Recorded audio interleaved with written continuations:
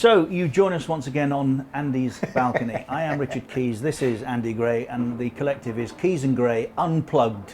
Not quite what you've come to expect down the years, but nevertheless, this is as good as we can do right now. And it's very important at this stage to say that no Qatari state regulations regarding COVID-19 have in any way been compromised by us gathering here again.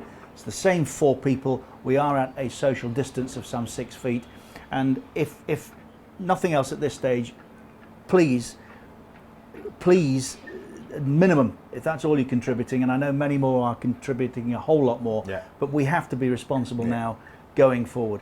I went shopping yesterday, was checked. How was it? Temperature on the way in, 36.3. I stayed in yesterday. I came home, I put my clothes straight into the washing machine and I showered. Okay, well there are extremes and there are looking after yourself, yes. One thing that I'm very pleased that we are still getting regularly is our newspapers, because without them I really would be in trouble. A collection of stories before we join our very, very special guest today. From the Sun, Andy, scientists trace 7 coronavirus cases to an English football match, which where they don't mention, and find 40 mutations. An English football match? An English football match. It must be Arsenal. Gary Lewin, speaking of Arsenal, former Arsenal and England physio, talking elsewhere yesterday, concerned that players feel institutionalised and scared right now. Stars from the Mail, stars from Manchester City and Manchester United, all overseas. Some seeing family, granted, others not necessarily. I don't want to see pictures of John Terry boarding a private plane and flying to Dubai. I'm sorry. When the rest of us are doing what we can, that's not what we want to see. Agents are to demand 300 million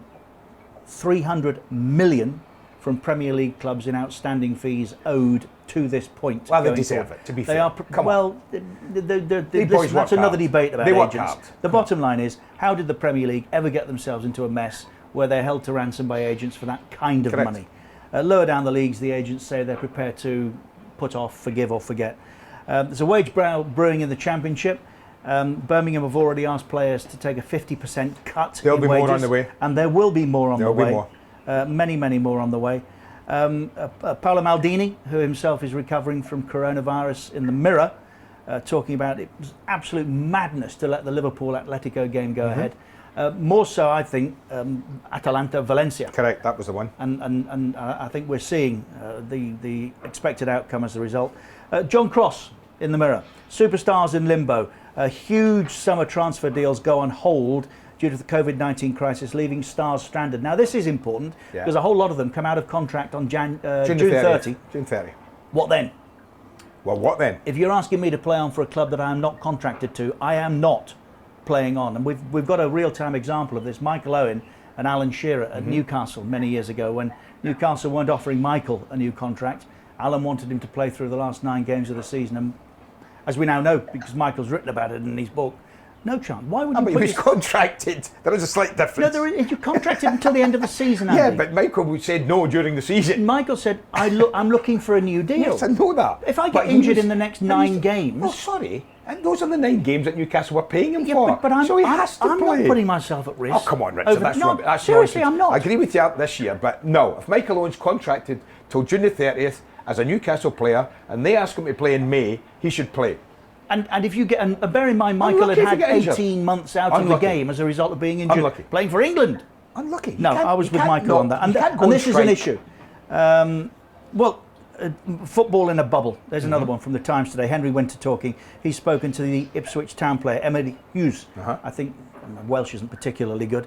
His dad's on the front line. His dad is a doctor. Right. And he's talking about we're whipping ourselves into a frenzy about football. There are many more important things. Absolutely. And he's absolutely right about that. 100%. And Paul Scally here, a friend of ours, the Gillingham owner, saying Premier League clubs, or he's asking Premier League clubs to give 50 million now to struggling teams. Is that all? Well, I think they could give more. You think the Premier League, Andy, got together and garnered 5 million to give the retiring chief executive, Richard Scudamore, a thank you. The multi-million pound earning Richard Scudamore a £5 million departure gift. I would think that's the least Premier League clubs could do. They gave 10 million each, which is nothing in Premier League terms. Nothing. 10 million each. Work it out. I mentioned our very special guest in the time that this programme has not been on air. We have missed. Yes, we have. We have missed our very good friend, chief football writer of the Daily Mirror. By the way, is he still chief football writer since we last spoke? Well, if he's not, then he should be super chief football writer. Okay, yeah, okay. There's only one way for John. Yeah, upwards. The aforementioned John Cross joins us live from his home in London. John, how are you? Hi, John. Yeah, very well. Nice to be with you, boys. Very jealous of the scene and the sun there, to be fair. Always reminds me, John, of that George Best story. Not placed me in front of the view from the balcony for any particular reason. Where did it all go wrong? Yeah. John, can we start with your story? Footballers out of contract. And what exactly are you hearing your end about when, if, or ever we restart? Well, look, I mean, this is a really, I guess, moot point about the kind of the planned restart, because, I mean, when does it begin? Let's be honest. I mean, it would be fair to say that the ideal for the Premier League would be they've postponed all football until April the 30th, so they restart behind closed doors. I think there's an acceptance that would have to be the case. Quite how that will go down with players we'll come on to, I'm sure, on May the 2nd and 3rd, so that weekend. Now, if that all goes to plan, then fine. We can maybe see sort of an end by June the 30th. I've also heard July the 12th would be the final cut-off date, which has been discussed, and then that wouldn't eat into too much of the player contract issue. But where I think that falls down is obvious. Is I just can't see for the life of me starting any time particularly soon, and I think it will run into going beyond the summer. Whether that means then that the Premier League completes in full, or basically have to find some formula to curtail it, remains to be seen. I actually think, guys, that I hear what you're saying about Michael Owen, but I don't think that June the 30th is the biggest obstacle out there. I think obviously it's just basically staging games again safely. And I think that the PFA, FIFPro, which is the Global Players Union, are having constructive talks with FIFA, with the FA, with the Premier League and the EFL about trying to find a solution. One of the quirks within the player contract setup is that, and I don't think everyone knows this, is that beyond June the 30th, there's a 28-day grace period that takes you up to the end of July. So basically, that gives you a bit of breathing space. So if a player is out of contract on June the 30th, they are paid by the club for another 28 days. It gives them a kind of almost a notice period. If a player equally finishes that contract on June the 30th and signs a contract for a lesser amount, the old club basically makes up the amount. So that if a player was on £10,000 a week, signs a new contract for £2,000 a week, his old contract would have to make up the difference of £8,000 a week. I mean, I just didn't realise this, and I don't think probably people do. And I just think that is the standpoint that is the position I think that the PFA are sort of coming from. They're looking after the players. I think the PFA are willing to be flexible on this. I mean, we're normally used to the PFA being very, very strong, very determined, and I think they fight a good fight for the players on many occasions. I just think there's a bit of leeway here where they're saying, look, we've got to be realistic, because it's not just the players, it's the clubs as well that we've got to be realistic for. Well, I'm telling you now, were I in that situation as a footballer, well, we know you, yes. I would be. We know him, John. He's different from us, though. I would be getting a hamstring injury that would take at least 6 weeks to repair. I'd be playing. I would be playing. Yeah, and then what of the future? What of your family's future if you pick up a knock? Who is responsible for your rehab? Industrial injury.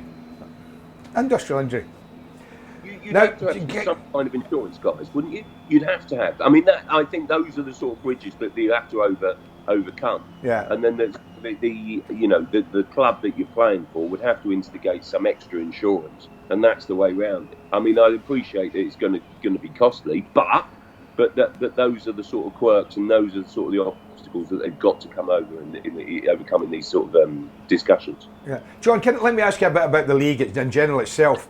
Yeah. How close are we, or do the Premier League not even have a thought about, actually, there's a point where we have to say the league can't restart again? Or are they solely of the mind, right now, today, are they solely of the mind, we will get this season finished no matter what?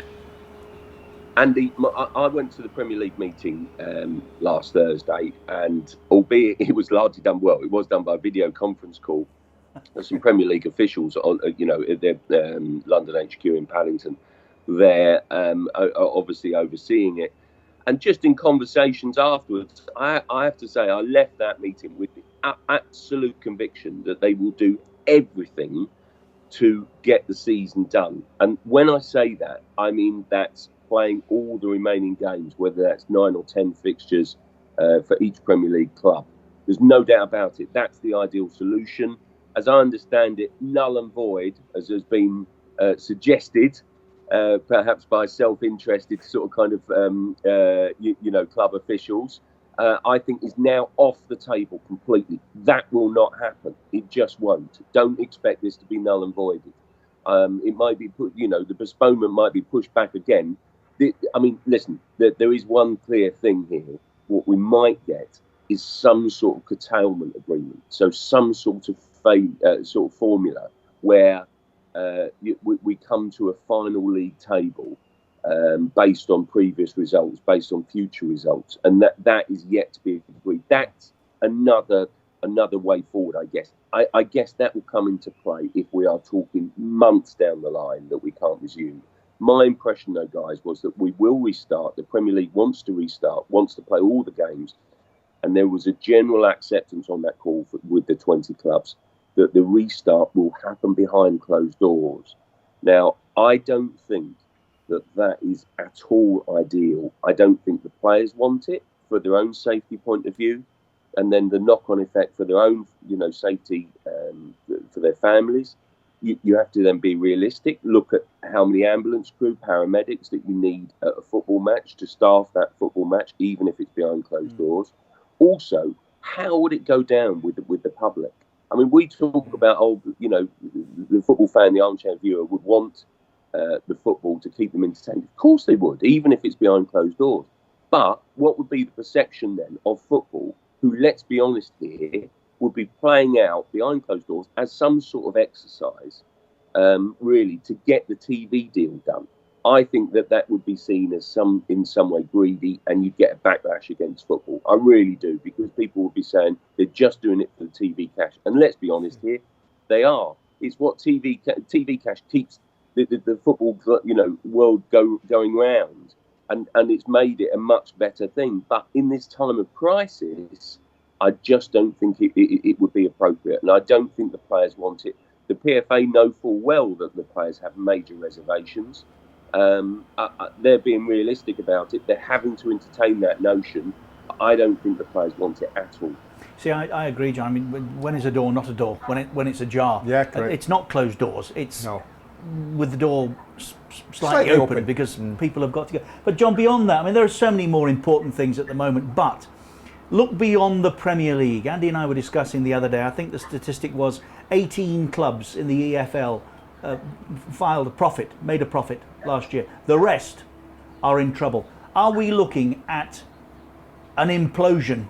Are we expecting to see clubs follow Bury and go out of business? Yeah, listen, I do think it's a major concern. I think the relief is coming from two angles. The EFL announced last week, didn't they, that they're going to find some £50 million sort of kind of fighting fund. I think the PFA spoke to Gordon Taylor at length on Monday. There's talk there of an emergency fund. Obviously, the PFA beyond that do have cash reserves, and that should help sort of the players. The biggest thing will be the wages. Now, I think that people have overlooked the fact, because we always think of footballers and football as cash rich and having sort of huge amounts and depths of wealth. But the reality is, guys, that beyond the top two divisions, a lot of those players will fit the criteria of the government relief. So that, the government has offered to waive VAT and national insurance, but also to meet up to 80% of 80% of earnings for the employed. Now, players will fall into that category, and so football clubs, you will see, claim on that. I still don't think it will be enough for some, because some are already struggling to pay the wages. Look at Macclesfield. I mean, that's a case in point, really, struggling to keep their heads above water even before this. Now they're going to miss up to about 5 home games, and the turnover that brings. I mean, this is disastrous times. So I do think it's a major, major concern. It's interesting to hear sort of kind of, EFL chairman sort of calling on the Premier League to do more. That's well and good, and I get that. But I just feel also that what's overlooked is that the Premier League, you cut your cloth accordingly. Of course they're wealthy, and of course they get big contracts, but they also pay out a lot more. So, some of them won't be as cash rich as others. So it filters all the way down. And I do think that in the longer term, I'm quite sure that we will see on the back of this clubs fold. They have to. It's just unrealistic to expect anything others. I think it's a major threat facing companies in the public sector, and why shouldn't it affect sort of companies and football clubs? I mean by that within football, because it's a crisis that we've never known before. It's a unique setup, and I just think that it's a massive, massive threat. And people shouldn't look at just the players. They should look at the clubs in provincial towns, smaller cities in the UK. They're a massive part of the community. They're big employers. A lot of people count on them for jobs, for kind of hope for the future, and they're a massive part of society. And I just think that we should bear that in mind. And I do think football really needs to come together on this one. And let's see whether. Did say this the other day, John. At the moment, this is unprecedented, of course, but what it has done is underlined what I think we all knew and were unprepared to admit, and that is that we are working in a very, very selfish business. We really are. We really are. I mean, I do think people look after themselves in this, and football by definition, it is selfish. Look at the wages. And I just think that the wage deferrals and requests for those have already kicked in, and that's not asking them to take pay cuts. That's deferring the wages to a later date when they've got the turnover coming in. So that's the better solution. But I just think that there's more to come, guys. There really is, because otherwise football won't keep its head above water. As ever, John Cross is leading the way. He is, and we're following, John. We are following. We are following, John, and if I can do anything else at this point, John, beyond recommending you buy the Daily Mirror, there's 12 weeks free delivery, I think, absolutely. Absolutely. See, there you go. But it'll come out to you guys, I'm sure. Or you can get it on your tablet. John, thank you for talking to us. Thank you, John. I know you made a big effort to do so today, and we appreciate your time and your company. We'll speak to you soon, John. Look forward to it. Stay safe, my friend. Cheers, take care. Brilliant, Crossy. And so to the topper 11. A little bit of fun. This came from a conversation the other day that Andy and I had when we wove together Premier League and pre-92 and came up with a combined team each. Now this one is the best players Andy has played with, which obviously then requires him to be in the side. Yes. So 10 more. I'm in it. 10 more. I'm happy to pick a side with me out of it. No. Well, there's no point, is there? Because you're in it. You've got to be in it to play. Yeah. To be fair, in my pomp, I would have been in it. So I can't argue that. The idea was the topper 11. In every football club, there's someone that, if you've been to Tenerife, they've been to 11erife. Yes. Ron Harris at Chelsea, as I said the other day, publicly known as Chopper. Internally, he was known as Topper. He'd always top. So my team is going to be better than mine. Bar 2 positions. Okay. Now you can explain briefly, but not lengthily. No. About why yours are in. And for everyone, I'll throw a name in of players I've been fortunate enough to play with, who I like to think share the same view. They were fortunate enough to play with me. Yes, they have. They've all told me. Yes. Yeah. So here's a proper 11, and then I'll just go along. Okay, my goalkeeper, I think everyone will know who that is. Sorry, restrictions, only 2 from the 84-85. Excluding me. Yes. So two plus me. Correct. Okay. Well, one has got to be the goalkeeper. Yep. You can't have a great team without the best goalkeeper in the world between the sticks. So Neville Southall, I don't need to explain why. Best in the world, end of. Peter Bonetti. Oh, that's me one up. I said that to you, bar a couple of positions. Go on. Right, my right back. Again, I go back to a guy I played with at Aston Villa in the early days. He would have been an absolute wow. He'd have been a 65 million pound fullback now in the modern era. I think more. Maybe more, but he was sensational. Only got one cap for England. but that was because of the quality of the footballer he was against. John Gidman. Alan Parry, 2-0 me. football commentator, absolute lunatic. Anybody that played with Alan will Oh, know, yes. if the ball went past Alan, nothing else. the man was. didn't. Nothing else went past Alan. I couldn't come up with a better example of a fullback that would give you everything. He'd be your chopper. Yes. Definitely. Next, two centre backs. Two centre backs. Well, one centre back picked itself. Richard Gough. Yeah. Played with Rangers mainly, Scotland occasionally. But Goughy was a sensational footballer. Tottenham fans will remember him going to Tottenham and being an incredible. What an athlete! Could score goals. Was a brilliant athlete. Was tall. Was commanding. Loved Goughy. He'd be my centre back. My next one I had real trouble with because I had three: Hansen, Yeah. McLeish, Yeah. Butcher. Yes. Wow. Yes. By the way, I've got a piece of paper in my back pocket. I've picked your team unbeknownst to you. And I was the moment struggling you're in that okay. position. Well, at the moment, I'm Right. I'm not going to say anything. Well, I've gone for Terry Butcher as a I combination. knew you would. As a combination with Gough and Butcher at Rangers, they were sensational. Yeah. It's like Miller and McLeish at Aberdeen. It's like Bruce and Pallister at United. I knew you'd it's do like that. Ferdinand and Vidic But he at wasn't a United. better centre back than Hansen. Well, different. No, he wasn't. Very different. Yeah, all right. Very different. All right. So there's my Gough and Butcher and my centre backs. Moore and Beckenbauer. Oh. But they were Beckenbauer- 65 when you played with them. Beckenbauer was doing work for ITV at the time. We had a commentators football team. It's where I played with Alan. And Beckenbauer came along one day to play at Barnet. Oh my goodness. And Bobby Moore in Wembley charity games. Well, there you go. What a player. I'm not arguing with What those a two. player. No, they were So amazing. I win there. See, I saw both them play. Oh, They were amazing. left back. Left back was, again, it was an easy one for me because it was Scotland and I had to check the records because I was sure this is where he played for Scotland when I played for Scotland. Go on. Danny McGrain. Normally a Celtic right back, but when he played for Scotland, because we had Sandy Jardine, Yes. who was equally as good playing for Rangers, Danny was happy to play left back. So when I played for Scotland and Danny played, Danny was left back. Okay. Mark Lawrenson. Made my goal at the Cop End at Anfield. I did say it was a bit of fun. Yeah, great. Well, Laura was a great player. What's your system? I'm going back four, Yeah. and then I'm going diamond in midfield. Okay. Interesting. Okay. Okay, the foot of my diamond, Yeah. Graham Souness. Okay. Yeah. Right side of that, now left side of that diamond, Peter Reid. He's my other Everton player. Yeah. Can't have a team without Reedy in it. No. Agreed. Absolutely would not have one without Reedy in it. Right side of the diamond, Ray Wilkins. I was going to put him in the team because you'll have enjoyed your time in Rangers with him. Yes. Yeah, I loved him. Loved him at Rangers. And at the top of the diamond, I've moved him in from the left because this guy could play anywhere. Davy Cooper. Yeah. Now that four, you'd never get the ball off. You just wouldn't. No.